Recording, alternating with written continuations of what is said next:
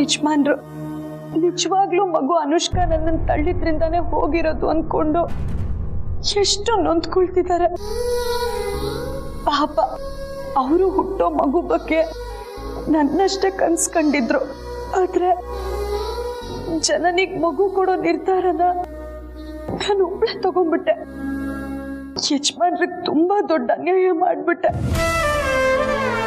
ಯಜಮಾನ್ರೆ, ನಿಮ್ಮ ಒಪ್ಪಿಗೆನೂ ಕೇಳ್ದೆ ನಿಮ್ ಮಗುನ ಜನನಿ ಪಕ್ಕ ಮಲಗಿಸಿದ್ದೀನಿ. ದಯವಿಟ್ಟು ನನ್ನ ಕ್ಷಮಿಸ್ಬಿಡಿ ಯಜಮಾನ್ರೆ. ಯಾಕೆ ಬಾರು, ನೀವು ಕೂಡ ನನ್ನ ಹಾಗೆ ಮಗುಗೋಸ್ಕರ ಕಾಯ್ತಾ ಇದ್ರಿ.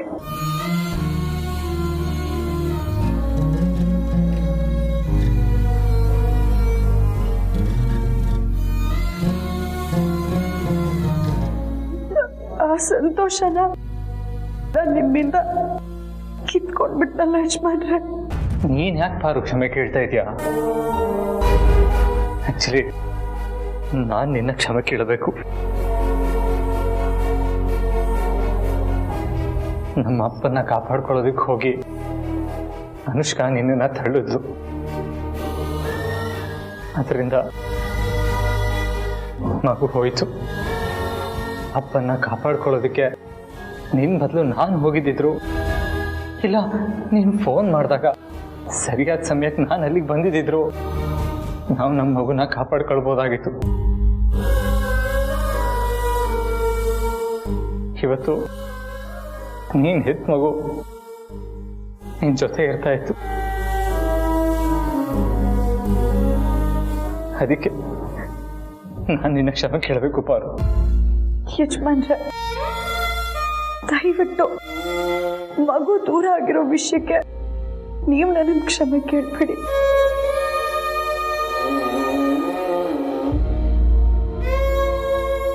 ಯಾಕೆಂದ್ರೆ ಇವತ್ತು ನನ್ನ ಜೊತೆಗೆ ನನ್ನ ಮಗು ಇಲ್ಲ ಅಂತಂದ್ರೆ ಅದಕ್ಕೆ ನೀವ್ ಕಾರಣ ಅಲ್ಲ. ಅದನ್ನೇ ನಾನು ಹೇಳ್ತಾ ಇರೋದು ಪಾರು. ಅದಕ್ಕೆ ಅನುಷ್ಕಾ ಕಾರಣ ಅಂತ. ಆದ್ರೆ ಅನುಷ್ಕಾ ಜೊತೆ ಹೋರಾಡೋದಕ್ಕೆ ನಿನ್ನ ಬಿಟ್ಟಿದ್ದಕ್ಕೆ ನಾನು ಹೊಣೆ ಎಂದಿದ್ದು. ಈ ದುಃಖದಲ್ಲಿ ನಾವಿಬ್ರು ಸಮಭಾಗಿಗಳು. ಒಬ್ರು ಇನ್ನೊಬ್ರಿಗೆ ನೋವಾಗೋ ಥರ ಮಾತಾಡೋದು ಬೇಡ ಬಿಡು. ಆಗಿದ್ದಕ್ಕೆಲ್ಲ ತಲೆ ಕೆಡಿಸ್ಕೊಳ್ಳೋದು ಬೇಡ. ನೀನೇ ಹೇಳ್ತಾ ಇರ್ತೀಯಲ್ಲ ಪಾರು, ನಮ್ಮ ಭಾಗ್ಯದಲ್ಲಿ ಬರೆದಿದ್ದು ಆ ದೇವರು ಕೂಡ ಕಿತ್ಕೊಳ್ಳೋದಕ್ಕಾಗಲ್ಲ ಅಂತ. ಹಾಗೆ ಈ ಮಗು ನಮ್ಮ ಭಾಗ್ಯದಲ್ಲಿ ಇರಲಿಲ್ಲ ಅಂತ ಅಂದ್ಕೊಳ್ಳೋಣ.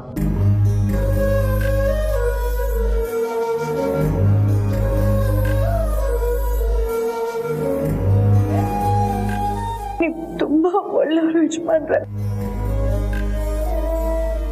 ನಾನು ಯಾವತ್ತೂ ನಿಮ್ಮನ್ನು ಕಳ್ಕೊಳ್ಳೋದಕ್ಕೆ ಇಷ್ಟಪಡೋದಿಲ್ಲ. ನನ್ನಿಂದ ಏನಾದ್ರೂ ತಪ್ಪಾದ್ರೆ, ನಿಮ್ಮ ಮನ್ಸಿಗೆ ನೋವಾದ್ರೆ ದಯವಿಟ್ಟು ನನ್ನ ಕ್ಷಮಿಸ್ಬಿಡಿ ಯಜಮಾನ್ರೆ.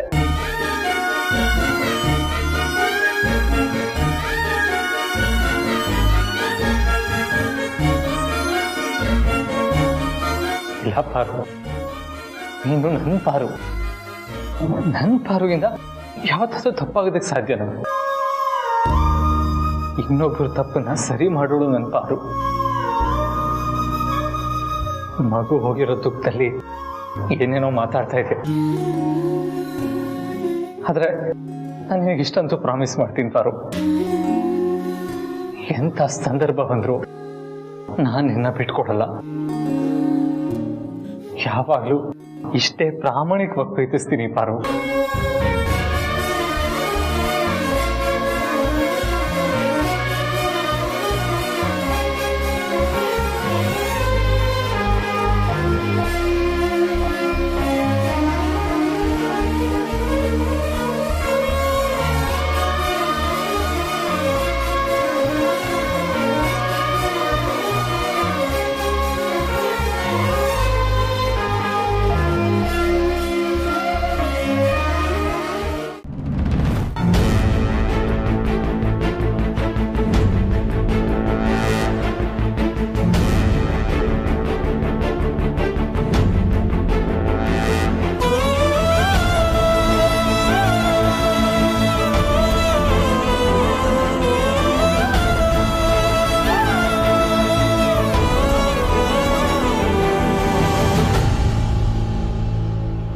ಅವಳಿಗೆ ಯಾವುದೇ ಥರ ಬೇಜಾರಾಗೋ ವಿಷಯಗಳನ್ನ ಮಾತಾಡಬೇಡಿ ಅಂತ ಡಾಕ್ಟರ್ ಹೇಳಿದ್ದಾರೆ.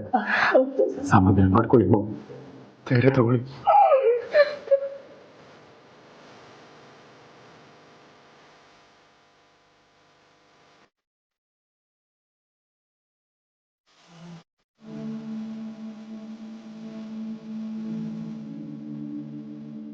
ಪಾರ್ವತಿ ಮಗು ಹೋಗಿರೋ ವಿಷಯನ ಜನನಿಗೆ ಹೀಗೆ ಹೇಳೋದು ಬೇಡ. ಜನನಿ ಪಾರ್ವತಿನ ಅಕ್ಕ ಅಕ್ಕ ಅಂತ ತುಂಬಾ ಹಚ್ಕೊಂಡ್ಬಿಟ್ಟಿದ್ದಾಳೆ. ಅವಳಿಗೆ ಈ ವಿಷಯ ಗೊತ್ತಾದ್ರೆ ತಡೆಯೋ ತಾಕತ್ತಿಲ್ಲ. ಅದಕ್ಕೆ ಪಾರ್ವತಿ ಮಗು ವಿಷಯನ ಜನನಿಗೆ ಸತ್ಯಕ್ಕೆ ಗೊತ್ತಾಗದೆ ಇರೋ ತರ ನೋಡ್ಕೊಳ್ಳೋಣ.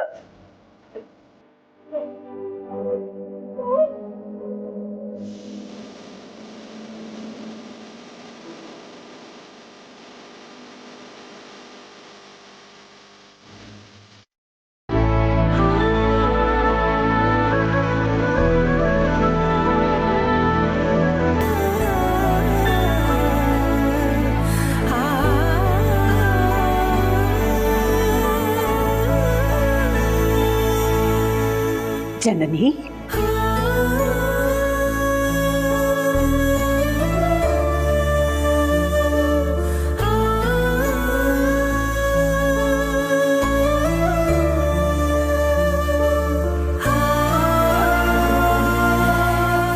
ಸಾರಿ ಅತ್ತೆ, ಆಗ್ಲೇ ನೀವು ಮಾತಾಡ್ಸಿದಾಗ ನಂಗೆ ಸರಿಯಾಗಿ ಮಾತಾಡೋದಕ್ಕಾಗಲಿಲ್ಲ.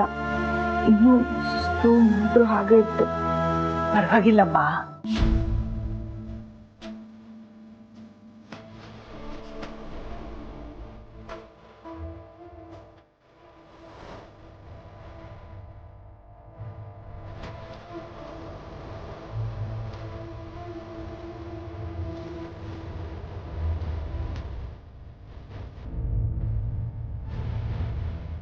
ಇದು ಯಾಕೆ ಇಷ್ಟಲ್ಲಾಗಿದ್ಯಾ? ನನಗೆ ಮಗುವಾಗಿರೋ ಖುಷಿನೇ ಕಾಣಿಸ್ತಾ ಇಲ್ಲ.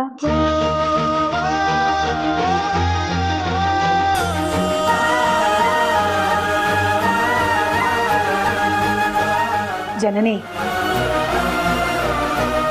ಅದು ಇಲ್ಲಿಗೆ ಬಂದಾಗಿಂದ ಅಲ್ಲಿ ಇಲ್ಲಿ ಅಲ್ಲಿ ಓಡಾಡೋದೇ ಆಗೋಯ್ತು. ಅದಕ್ಕೆ ಸ್ವಲ್ಪ ಸುಸ್ತಾಗಿದ್ದಾನೆ, ಡಲ್ಲಾಗಿ ಕಾಣಿಸ್ತಿದ್ದಾನೆ. ಈಗ ಮನೆಗೆ ಹೋಗಿ ಫ್ರೆಶನ್ ಅಪ್ ಆಗಿ ಬಂದ್ಬಿಡ್ತಾನೆ.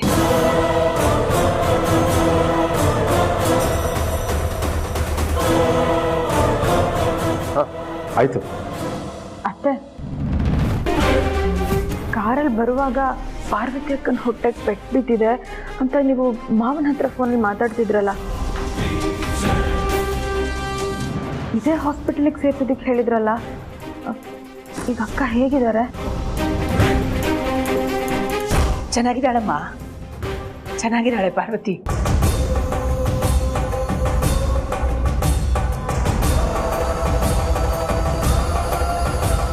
ಪಾರ್ವತಿ ಅಕ್ಕಂಗೂ ಏನಾದರೂ ಹೆರಿಗೆ ಆಯ್ತಾ?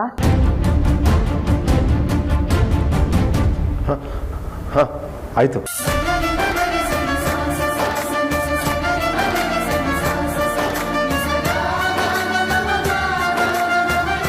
ಮಗು ಹೆಣ್ಣೆ ತಾನೆ? ಯಾಕಂದ್ರೆ ಅಕ್ಕ ಭಾವ ಇಬ್ರಿಗೂ ಹುಟ್ಟೋ ಮಗು ಹೆಣ್ಣೆ ಆಗಿರ್ಬೇಕು ಅಂತ ತುಂಬಾ ಆಸೆ ಇತ್ತು.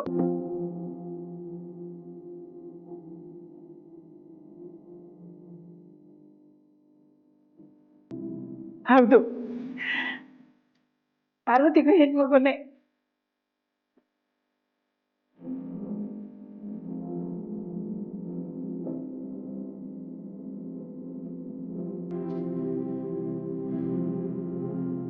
ಹೌದಾ?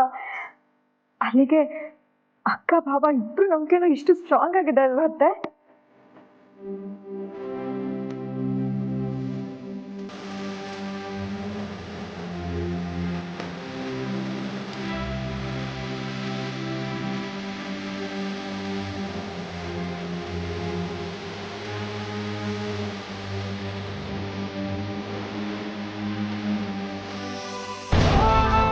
ನಾನು ಈಗಲೇ ಪಾರ್ವತಿ ಅಕ್ಕನ ಮಗುನ ನೋಡ್ಬೇಕು. ನನ್ನ ಕರ್ಕೊಂಡು ಹೋಗಿ. ಜನ್ನಿ, ಇವತ್ತು ಬೇಡಮ್ಮ. ನಿನಗೂ ತುಂಬ ಸುಸ್ತು ಆಯಾಸ ಇದೆ. ಇವತ್ತು ಜಾಸ್ತಿ ಎದ್ದು ಓಡಾಡೋದು ಬೇಡ ಅಂತ ಡಾಕ್ಟರ್ ಹೇಳಿದ್ದಾರೆ. ನೋಡು, ಇವತ್ತೊಂದು ದಿವಸ ನನ್ನ ಮಾತು ಕೇಳ್ಬಿಡು. ನಾಳೆ ನಾನು ನಿನ್ನ ತಡೆಯಲ್ಲ.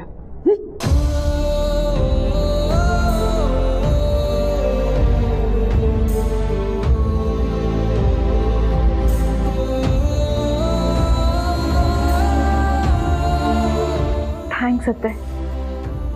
ಮಗುನ ಕಳ್ಕೊಳ್ಳೋ ತಾಯಂದ್ರ ಸಂಖ್ಯೆನ ಕಡಿಮೆ ಮಾಡಬೇಕು ಅಂತ ನೀವು ಔಷಧಿನ ರೆಡಿ ಮಾಡಿಸ್ತಿದ್ದೀರಾ.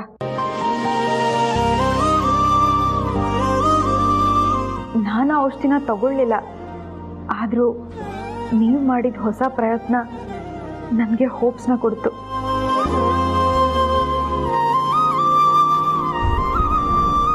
ಆ ಹೋಪ್ಸಿಂದಾನೆ ಇವತ್ತು ನನಗೆ ನಾರ್ಮಲ್ ಡೆಲಿವರಿ ಆಗಿದೆ.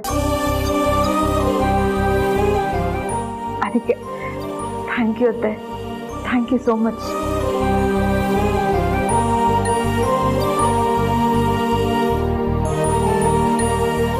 ಆದರೂ ಆ ದೇವರಿಂದ ಕರುಣಾಮಯಿ ಅಲ್ವಾ ಅತ್ತೆ? ಅಕ್ಕ ಬಾಬಾ ಆಸೆ ಪಟ್ಟ ಹಾಗೆ ಅವ್ರಿಗೂ ಹೆಣ್ಮಗು ಆಯಿತು. ನಾನು ಪ್ರೀತು ಅಂದ್ಕೊಂಡ ಹಾಗೆ ಹೆಲ್ದಿ ಮಗುನೇ ಆಯಿತು.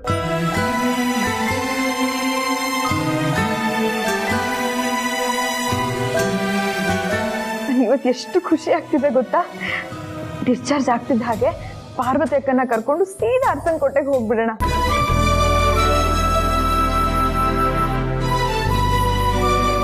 ಗಣಿ ಅಪ್ಪನ ಹತ್ರ ನಾನು ಪ್ರೀತು ಯಾವತ್ತೋ ಪರ್ಮಿಷನ್ ತಗೊಂಡಾಗಿದೆ ಅಲ್ವಾ ಪ್ರೀತು?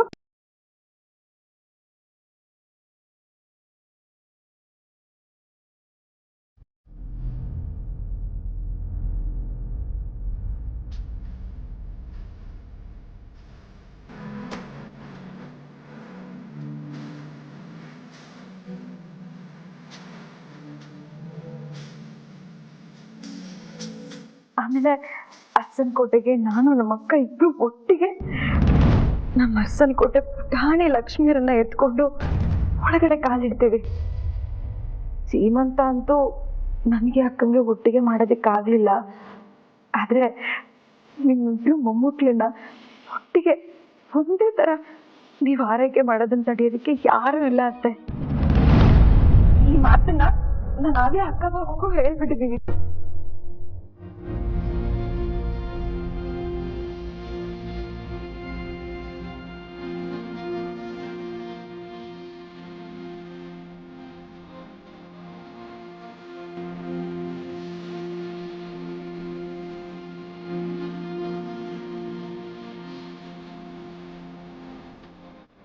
ಅತ್ತೆ, ಈ ನಿದ್ದೆ ಯಾಕೋ ನನ್ನ ಬಿಡೋ ತರ ಕಾಣಿಸ್ತಿಲ್ಲ. ನಾನು ಇನ್ನೂ ಸ್ವಲ್ಪ ಹೊತ್ತು ಮಲಗ್ತೀನಿ. ನನ್ನ ಮಗನ್ ನೋಡ್ಕೋತೀರಾ? ನಿದ್ದೆ ಮಾಡಮ್ಮ, ಕಣ್ ತುಂಬ ನಿದ್ದೆ ಮಾಡು. ನಾನು ಸ್ವಲ್ಪ ಇಲ್ಲೇ ಕಾರಿಡಾರ್ಗೆ ಹೋಗಿ ಬರ್ತೀನಿ. ಮಗುನು ನಿದ್ದೆ ಮಾಡೋ ಥರ ಇದೆ.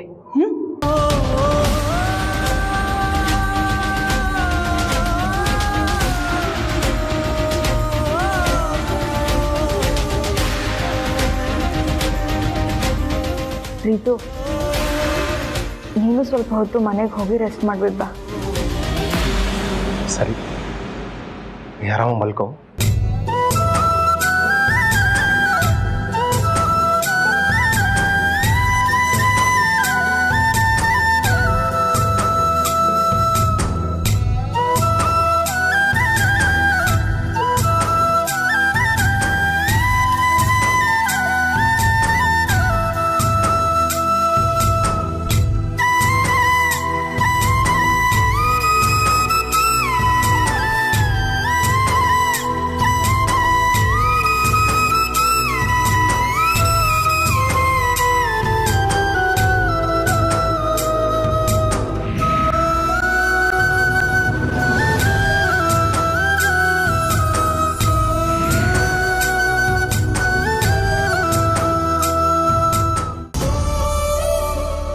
ಇದೇನ್ ರಘು ಹೀಗಾಗೋಯ್ತು?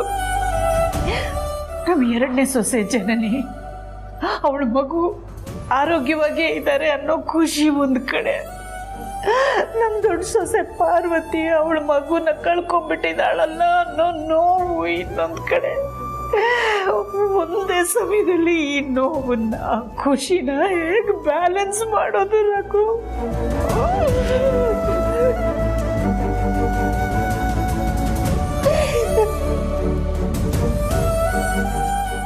ಎರಡು ಒಂದೇ ಕುಟುಂಬದ ಬಳ್ಳಿಗಳು, ಎರಡು ಚೆನ್ನಾಗಿ ಬೆಳೆದು ಹಬ್ಬಿ ಅರಸನ ಕೋಟೆ ಮರನ ತಬ್ಬಿ ಹಿಡಿಬೇಕಾದ ಬಳ್ಳಿಗಳು. ಅದರಲ್ಲಿ ಒಂದು ಬಳ್ಳಿ, ಒಂದು ಕಂದಮ್ಮ ಮೇಲೆ ಜೀವ ಬಿಟ್ಬಿಡ್ತಲ್ಲ ರಘು.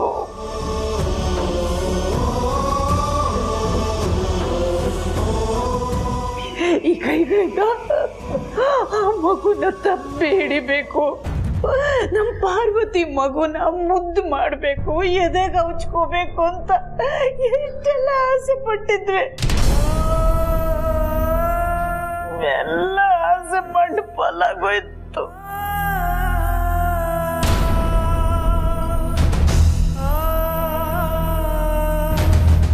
ನಮಗೆ ಇಷ್ಟೊಂದು ನೋವು ಆಗ್ತಿರ್ಬೇಕಾದ್ರೆ ಇನ್ನು ಪಾರ್ವತಿಗೆ ಪಾಪ ಹೇಗಾಗ್ತಿರ್ಬೇಡ.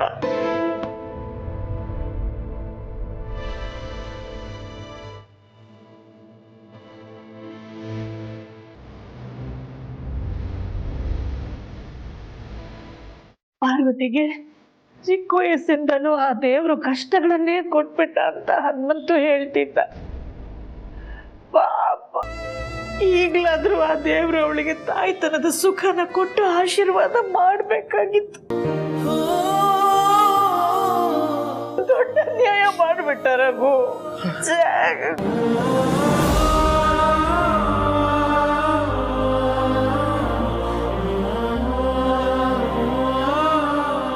ಇಬ್ರು ಬಸಿರು ಒಂದೇ ಮನೇಲಿ ಇರಬಾರ್ದು. ಇದ್ರೆ ಒಬ್ಬ ಬಸರಿಗೆ ತೊಂದರೆ ಅನ್ನೋ ಶಾಸ್ತ್ರದ ಬಗ್ಗೆ ರತ್ನವೇಣಿ ಹೇಳಿದ್ರು. ಅದಕ್ಕೆ ನಾವು ಆ ಶಾಸ್ತ್ರ ನಂಬಿಕೆಗೆ ಧಕ್ಕೆ ಬರ್ದಿರೋ ಹಾಗೆ ನಡ್ಕೊಂಡ್ವಿ. ಆದ್ರೂ ನಮ್ಮ ಸೊಸೆಗೆ ತೊಂದರೆ ಆಯ್ತಲ್ಲ ಅಖಿಲ. ಯಾರಿಗೂ ತೊಂದರೆ ಆಗ್ಬಾರ್ದು ಅಂತ ಪಾರ್ವತಿ ಮನೆಯಿಂದ ಹೊರಗೆ ಇದ್ಲು, ದೂರನೇ ಇದ್ಲು. ಆದ್ರೂ ಅವಳಿಗೆ ಯಾಕೆ ಈ ತರ ತೊಂದರೆ ಆಯ್ತು?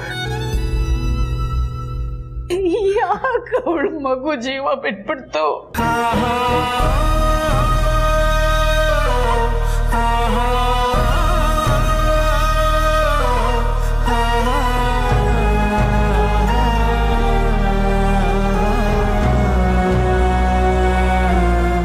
ಆದಿ ಬರ್ತಾ ಇದ್ದಾನೆ. ಮೊದಲೇ ತುಂಬಾ ನೊಂದ್ಕೊಂಡ್ಬಿಟ್ಟಿದ್ದಾನೆ.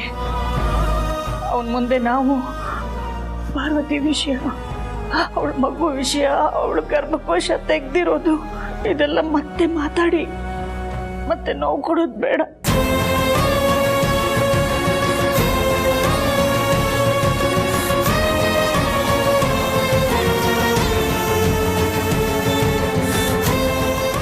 ಪ್ರೀತು, ಆ ದಿನ ಸ್ವಲ್ಪ ಹೊತ್ತು ಮನೆ ಕರ್ಕೊಂಡೋಗಪ್ಪ, ಸ್ವಲ್ಪ ರೆಸ್ಟ್ ಮಾಡಲಿ. ಇಲ್ಲ ಪ್ರೀತು, ನಾನು ಎಲ್ಲಿಗೂ ಬರಲ್ಲ.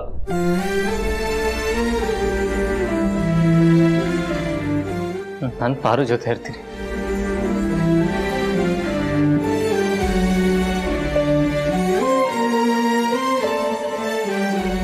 ಪಾರು ತುಂಬಾ ನೊಂದಿದ್ದಾಳೆ. ಅವಳಿಗೀಗ ನನ್ನ ಅಗತ್ಯ ಇದೆ.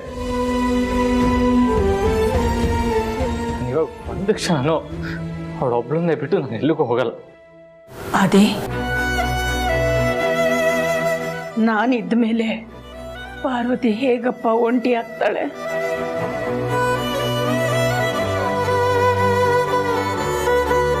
ನಾನು ಅವಳನ್ನ ನೆರಳಿನ ಹಾಕಿ ಕಾಯ್ತೀನಿ. ಹೋಗ್ಬಪ್ಪ.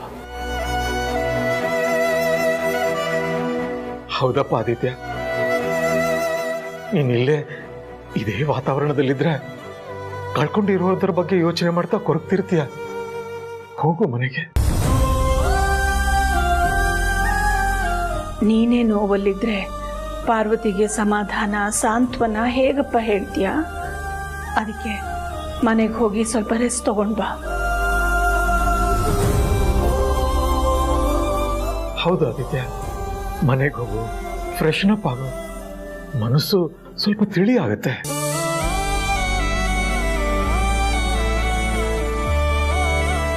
ನೀನ್ ಫ್ರೆಶ್ ಆಗಿ ಬಂದ್ರೆ ಪಾರ್ವತಿನ ಇನ್ನೂ ಚೆನ್ನಾಗಿ ಹ್ಯಾಂಡಲ್ ಮಾಡ್ಬೋದು.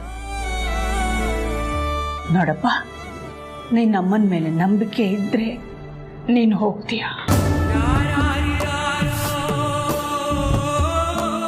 ಪ್ರೀತು, ಹೊರಡೋಣ. ಅಪ್ಪ, ನೀವು ಬನ್ನಿ, ತುಂಬ ಸುಸ್ತಾಗಿದ್ದೀರಾ, ರೆಸ್ಟ್ ಮಾಡಿ.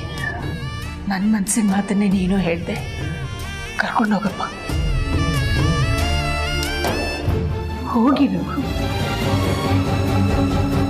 ಸರಿ ಬಾಪ.